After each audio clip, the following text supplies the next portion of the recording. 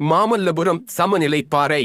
மாமல்லபுரம் சமநிலை பாறை மாமல்லபுரத்தில் சரிவான பாறையின் மீது பந்து போன்ற பாறை சரிவில் விழாமல் காணப்படுகிறது. இது இந்தியாவின் 7 உலக அதிசயங்களில் 2வதாகும். மாமல்லபுரத்தில் காணப்படும் இந்த சமநிலை பாறை கிருஷ்ணாவின் வெண்ணெய் பந்து என்று அழைக்கப்படுகிறது. பைசாவின் சாய்ந்த கோபுரம் போலவே எப்படா விழப்போகுது என்பது போன்று தோற்றமளித்து கொண்டிருக்கிறது இந்த பாறை. மாமல்லபுரம் என்பதற்கு பெயர் காரணம், ஒருமுறை நரசிம்மராகிய மாமல்லர் தனது தந்தையுடன் உலா சென்றபோது ஒரு பாறையின் மீது யானையின் படம் வரைந்தார். அதை பார்த்த பிறகுதான் அவர் தந்தைக்கு பாறைகளில் அழியா கோவில்கள் கட்ட வேண்டும் என்ற எண்ணம் தோன்றியது. அதனால் அவர் பெயரையே அந்த நகருக்கு இட்டார். மண்டபங்கள்.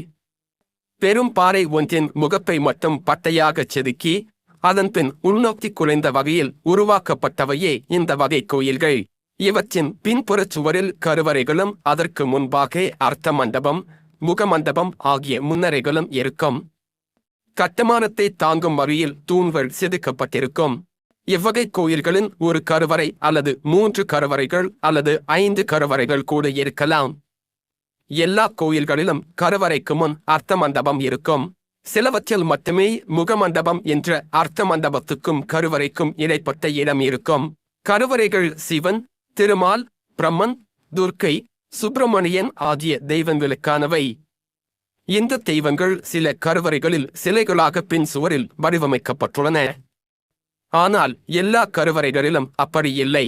மரத்தில் செதுக்கப்பட்டு அல்லது துணியில் வரையப்பட்டு மரச்சட்டத்தில் பொருத்தப்பட்டு உள்ளே வைக்கப்பட்டிருக்கலாம் என்கிறார்கள் அறிஞர்கள். சிவனுக்குரிய கருவறைகளில் லிங்கத்தை நட்ட வைப்பதற்கான குறி காணப்படுகிறது. சில கருவறைகளில் லிங்கமும் உள்ளது. ஒவ்வொரு கருவறைக்கும் வெளியே 2 துவாரபாலகர்கள் எனப்படும் வாயில் காப்பாளர்கள் சிற்பங்களை காணலாம். பெண் தெய்வம் துர்க்கை எனில் வாயில் காப்பாளர்களும் பெண்களாக இருப்பார்கள். இயற்கையான பாறையை மேலிருந்து கீழ்நோக்கி செதுக்கி தோற்றுவிக்கப்பட்ட ஒற்றைக்கல் கோயில் தேர் போல காட்சியளிப்பதால் இரதம் என்று அழைக்கப்படுகிறது. இவைதான் பிற்கால கோயில்களுக்கு முன் மாதிரியாக திகழ்கின்றன. இவற்றின் மேல் பகுதி விமானம் என்று அழைக்கப்படும். மாமல்லபுர சிற்பிகள் பல்வேறு விதமான விமானங்களை சோதனை செய்து பார்த்திருக்கிறார்கள். ஒவ்வொரு இரத கோயிலிலும் ஒரு கருவறை உண்டு.